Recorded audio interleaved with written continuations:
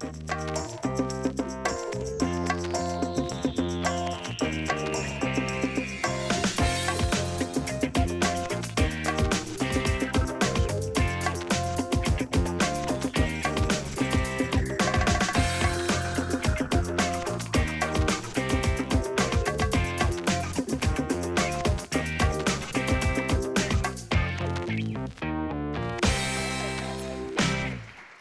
everybody. It's very early, so thank you for being here. I feel very honoured. My name is Giulia McGauran, and I'm an artist and creative director. So this morning, the big topic is community. So I wanted to say, first of all, that I love community. Am I right? So when I was at uni, I used to always do hospitality jobs, and I'd make sure that they were within the same tiny shopping strip. So I'd move from the deli to the clothing store, to the other deli. I wasn't very good at these jobs, by the way. To the grocery store, to the other deli, and I'd keep them all within the same little area so that I could keep saying hello to the same people. So I think belonging to any community is really wonderful, but I think belonging to a community of people who are passionate about what you are passionate about is pretty unbeatable. So today, I will be talking about building and treasuring communities by following what makes you say, ooh. Just a quick note, this great ooh writing up here was done by the great letterer Eliza Spikulis, who's in the studio with me. So, there are a couple of different oohs. Can everyone give me an ooh in whatever way they like? In 1, 2, 3. Oh, very good. All right. Now, can everyone say it in a curious way? What about an excited way? A confused way? And a very disappointed way? Oh, good start, guys. Making me feel good up here. All right, so there are lots of different kind of oohs, and I think we all have every kind of ooh in our daily lives, but the ooh I would like to talk about today is ooh, which is the curious ooh. So to explore this, I thought I'd run you through how my dreams of becoming a wonderful geriatric nurse went a little bit askew, all because of following the word ooh. So let's start at the first career milestone, work experience. So when I was in year 11, I really, really wanted to be a nurse. So I thought, okay, I'm going to do my work experience at the Royal Children's. Now, I'm very, very needle phobic, as in very needle phobic. So I thought, okay, I'm going to do it at the Starlight Room. No needles there. So I called up and I said, hello, my name is Giulia McGauran and I'd love to do work experience with you. And they were like, oh, we don't usually get calls like this. What makes you so interested in allergies and immunology? I was like, peanuts. Peanuts. Lots of allergies to peanuts out there. And they were like, well, brilliant, okay, sure, send us an email. So off I went, straight to the hospital. Now, every single day I was there, for 5 days, every couple of hours I would go to the bathroom, put my feet up on the toilet seat and my head down and pass out a little bit. But I sort of thought, okay, this is an incredible opportunity. This is what I want to do, so we're just going to push through, give it a good crack. So I kept going and they said, have you been enjoying yourself? I said, ooh, yes, this is excellent. Thank you for the opportunity. And they said, well, would you like to watch some lumbar punctures? Now, does anyone here know what a lumbar puncture is? It is a giant needle. Like, I cannot express how big this needle is. It's like a toilet paper roll, okay? It's huge. So I said, okay. And so I went into the thing not knowing what a lumbar puncture was. Didn't even think to Google it. Big mistake. Went in, realised what it was and said, thank you for the opportunity. I'm afraid I forgot to go to the bathroom before, so I'll be heading in that direction now. Thank you very much. Walked out of the operating theatre. So then afterwards he said, you've been very enthusiastic. would you like to watch some open heart surgery? Ooh. Love to. Thank you for the opportunity. So off I went, straight to there. Suffice to say, I didn't last very long. But anyway, so I thought, okay, that was a really interesting week.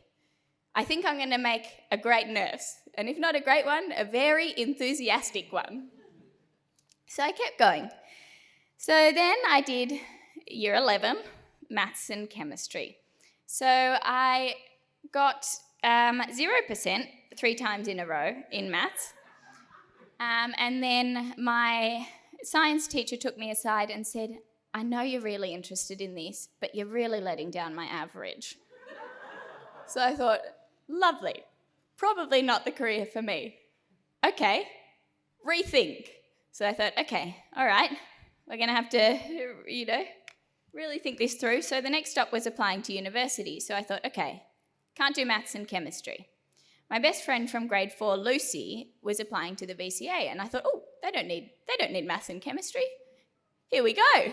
And, I'd just been able to fit into this jumpsuit that my dad bought my mum on their first date, and it was all colourful, so I thought, oh, this is my time to shine. So I went in and I, had the interview, and I did enjoy art, and I enjoyed lots of things. So I thought, okay, let's just have fun with this. So I went in and then got into drawing. So I started drawing, and I was like, oh, I love drawing. This is it was absolutely perfect, thank goodness. So I started drawing, and then I started drawing day and night, and I absolutely loved it. And my father, who has made me have a 5-year plan since I was 1, was like, you really need to explore the options with this drawing, Giulia. So I thought, okay, I'll do a internship in advertising. So on the first day, they forgot to tell me that there was a fire drill. No need to go into it, but did not enjoy that place. And I said, I'm never going to do advertising, ever. The entire building was on the ground floor, and I was not. So I thought, okay, not for me. So then I got another summer job doing colouring in for a landscape architecture firm. And I thought, oh, this is fabulous. I can draw all day and all night, and then go home and keep drawing and draw and draw and draw and draw. And so I kept doing that. And then I sort of thought, oh, my hand's getting a little bit sore, but that's okay. That's okay. Keep drawing. Love drawing. It's everything. It's life. So I kept drawing. Hand got a little more sore. So I would get some hot tea, and every couple of drawings I'd put my hand on the hot tea. Then it started getting really, really sore. Now, if your hand is getting sore, stop working and go to a physio, everyone, okay? Take it from me. So I kept drawing, and it got worse and worse and worse until my hand became this little ball that wouldn't open, and I couldn't draw anymore. So I was pretty gutted at this point. I tried drawing with my mouth, with a pencil, didn't work. Tried drawing with my feet, didn't work. Then I stitched some crayons to a morph suit at the elbows and the knees, and was on the floor trying to draw. It did not work. I can tell you that very confidently. So I thought, okay, this is really devastating. This is what I wanted to do with my life. First kick in the guts was nursing. Second was this. So I thought, okay, I've got to be very open-minded. So I was very open-minded. I made a Muppet called Dr. C. Ringe. Circle back to the first one. I covered my grandmother in gelatin. This is me in a Band-Aid suit, which I walked around my local community in, regrettably, but no one could recognise me for obvious reasons. And this is a Glad Wrap room. So I covered my entire lounge room in Glad Wrap, and my parents were like, are you okay? I was like, yeah, I love Glad Wrap. So I kept Glad Wrapping everything, and Glad Wrapped all the contents, including every single toothpick. And then I thought, oh, I'm going to have a party. So I invited everybody round, and they had to wear Glad Wrap, and everybody ate Glad Wrap food. Not great for the environment, looking back on it now. But so I clearly needed to get out, was the message. So off I went to exchange to Boston. So I made beats there, I studied philosophy, I unsuccessfully squeezed myself out of a Glad Wrap embryo, which is a speech in itself. I jumped on a bag of pretzels while yelling America, which I got an A+ for, by the way. But nothing quite stuck. So I joined the radiator smashing club. I was like, oh, this is a community that I, haven't explored yet. So they smashed radiators and then melted it down and poured it in holes around the school. And I thought, okay, this is not quite my vibe. But so I joined the apple picking club, but that wasn't really quite my vibe either. But that's okay. Exploring it, fabulous. So then one day I was in the gallery next door and I thought, oh my gosh. Actually, I thought, ooh, for the sake of the presentation. I thought, ooh, there are no underbites in any of these portraits. And underbites are where your bottom jaw, it's class 3 malocclusion, where the jaw is in front of the top jaw. And I thought, this is incredible. People have underbites and there are no underbites in any of them. So I did a massive study into the absence of the underbite throughout 17th century Baroque portraiture. Not that anybody cares. So then I thought, okay, this is so interesting. And I found a family called the Habsburg family who, with each generation, their underbite got bigger and bigger and bigger. And I was like, whoa, this is just heaven. So I thought, okay, to explore this, I need a tongue. I need a tongue ASAP. But I need a jaw because I want to put a new tongue in an old jaw. So it's like new body, old bone structures, and then milk, because mother milk generations, voila.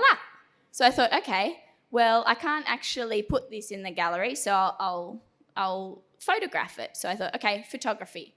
So I knocked on the phototext door every single day with every single question I could think of and thought, okay, I've got to get good enough at photography that at the end of the year I can exhibit my pictures.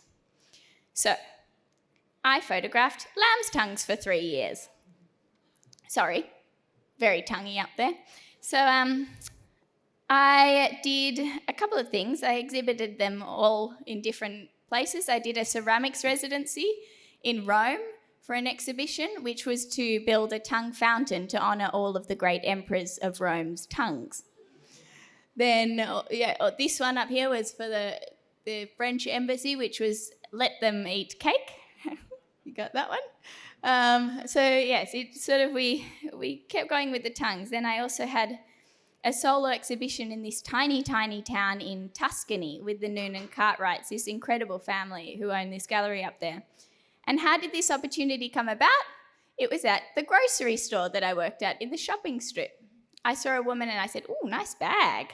And she said, "Oh, thank you. It's from this tiny, tiny town in Tuscany." And I was like, "What is this tiny, tiny town in Tuscany?" So she told me all about it. And then next minute, I was at the tiny, tiny town in Tuscany. So I think during this time, I started to become a little bit more confident with the camera. So a couple of friends asked me if I could do their live photos for music. And I didn't really know much about music other than being in or playing the oboe for 10 years really, really badly in concert band. But I thought, let's give this a go. So I started photographing live music and I realised I loved gigs. I loved music. I loved everything about them. So I thought, okay, this is sitting really, really well. So a friend of mine said, "Would you like to take some press shots for my band Animo?" One of my best friends, Alex, and I thought, oh, press shots. Okay. So I put some sheets up in the house and I was like, oh, this is, yes, like absolutely. And I think this was the biggest ooh I've ever had. My whole world just opened up. And it was already pretty damn open, to be honest. So I just realised all of a sudden that I loved working with different kinds of people and getting to know them while exploring different ideas and being able to play and create. And I love music. I love the way it sort of stirs your imagination. It brings out feelings. It makes you dance or helps you wallow. And I love being able to bring everything that I'd learned in the art world into the music world. So I also realised during this time that I'd gone from finding all of my inspiration in art and research to finding it in people and their projects. And all of a sudden I noticed that drive that I had in drawing just zoom right back in. So my hours went from about a 10 till 5 day to a 10 till 8 was day, and then after dinner a 9 till 2 was night day. And it's been like that ever since, unfortunately. So during the day, there are meetings with people to get to know them and their projects and their campaigns. There's brainstorming. There's photo shoots in the studio, looking for different locations, painting sets, sourcing different outfits, or making other people source outfits. Then at night, it's editing time. And this is where the drawing process kind of comes back in a little bit, but this time it's digital and still a little bit painful, but a lot less painful. So slowly, I started learning how to work with teams, how to get other people to help sort of create all of these things. So I thought I'd run you through a couple of projects that I've been working on lately. So this is Eilish Gilligan. Now, Eilish is a Melbourne musician who is absolutely incredible. We met a few years ago when she was performing in her band Frida, and she had a headpiece on, and I thought, Frida. So I said, is your band about Frida Kahlo? And she was like, yes, yeah, that's exactly what it is. And I was like, oh, love Frida Kahlo. And I was like, you wouldn't happen to want to come to my house and stand in my shower with a fish, would you? And she said, yeah, I'd love to. And I was like, yes! So I realised very quickly that we were on the same wavelength here. And so that was the sort of beginning of a very long and fruitful collaboration. So with each new song, we looked to match the sounds and the textures with our images. And we had some deep sea visceral.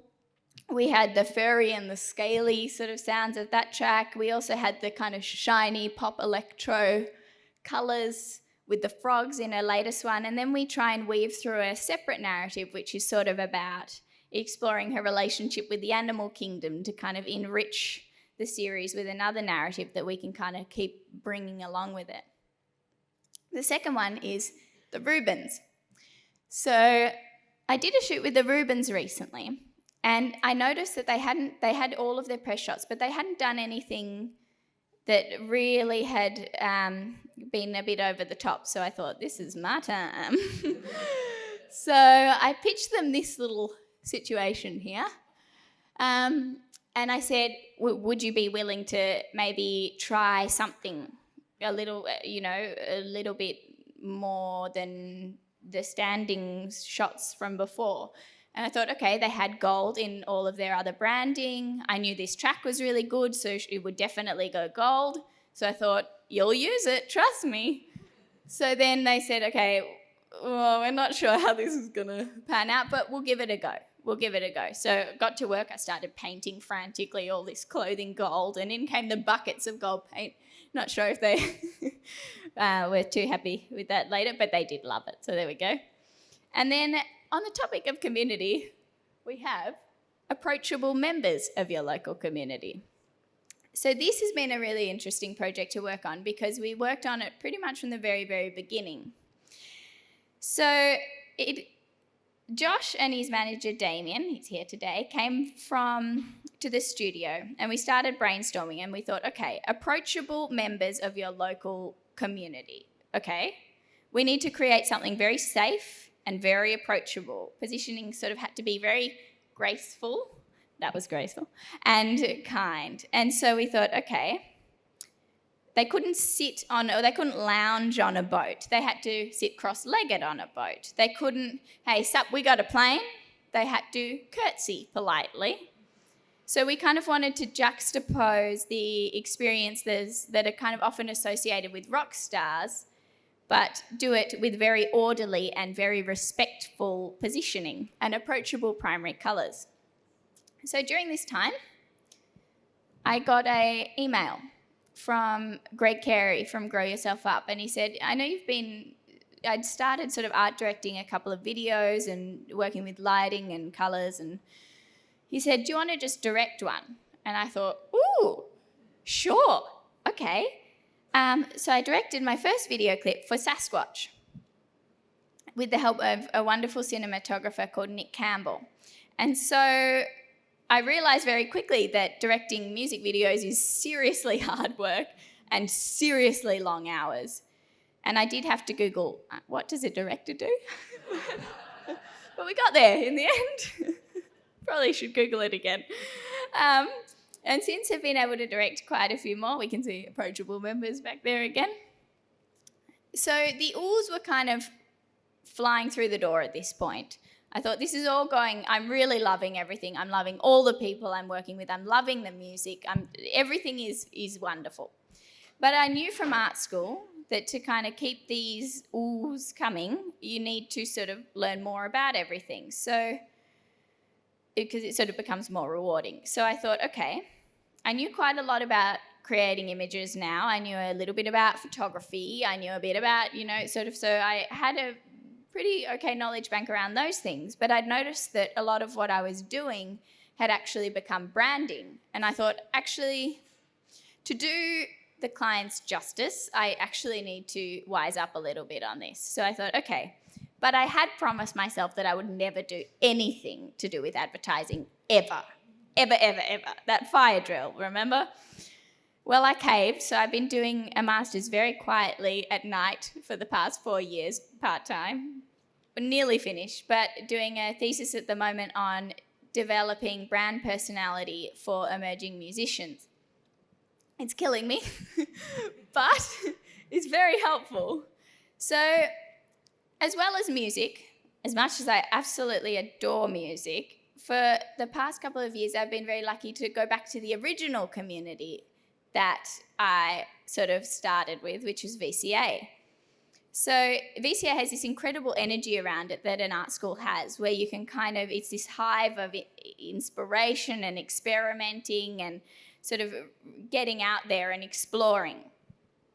So, and sort of I find that being back there and being able to work with the dance people, the artists, it sort of breathes new life back into the work. It makes you think about things the way, in a more in-depth way, and people question you, which you're like, oh, goodness, okay, I've got to answer these, things. So I sort of started to notice that I'd never really necessarily considered the value of keeping lots of communities together and bringing people together, but that sort of keeps your brain enriched and flexible. So we've recently been doing, I love that they put that on the cover. Good on you, VCA. Her work was incredible. So also, to weave through some of my other favourite communities, I've still been continuing to do photo shoots for hospitals. And I know, really got to stop with the needle thing. For hospitals and my local community health centre, because I find what they do absolutely fascinating. And hospitals and community health centres are, community. They've got incredible communities around them. And recently, I did a shoot for the guy I did work experience with, and I didn't faint. So there we go. So I think whoever you're working with, and no matter what they do or who they are, it's wonderful to be able to work out what they're about. And from there, you can play, you can problem solve, you can explore, you can take risks and sort of connect different people from different communities. And so I think all in all, if we're talking about community today, more than anything, with anything, I think that by being genuinely interested, it helps to build that. So by following your Ooohs, in my opinion, is the best way to keep having more Ooohs. Thank you very much.